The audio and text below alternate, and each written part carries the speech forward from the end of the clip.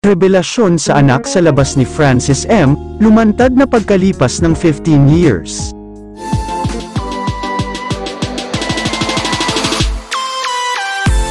Hot topic ngayon sa social media ang paglantad ng isang flight attendant na nagke-claim na may anak sila ng yumaong master rapper na si Francis Magalona o kilala rin bilang Francis M.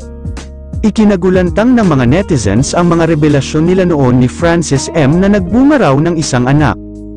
Viral na ngayon sa social media ang video mula sa Pinoy Porn Star vlog ni Boss Toyo kung saan isiniwalat nga ni Abigail ang sikretong matagal na niyang pinakatago-tago. Nagbenta kasi si Abigail ng memorabilia, isang jersey ni Francis M. kay Boss Toyo, at dito nga niya naikwento ang tungkol sa past nila ng yumaong Pinoy icon. Ayon kay Abigail, mahigit isang dekada rin silang nanahimik ng kanyang anak na pinangalanan niyang Gail Francesca, isinunod ito sa pangalan ni Kiko.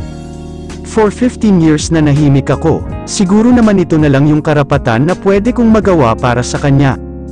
Hindi naman ako nagsalita I know people will judge me but we exist, what we had is real, ang sabi ni Abigail sa nasabing vlog habang ibinebenta ang ilan sa mga memorabilia ni Francis na aniyay nagpapatunay sa kanilang relasyon.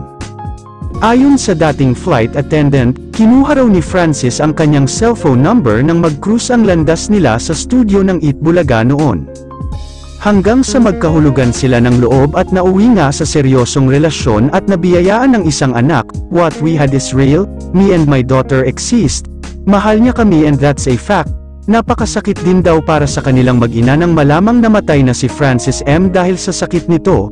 Kwento pa ni Abigail, namana ni Francesca ang talento ng kanyang ama sa pagkanta at pagrarap.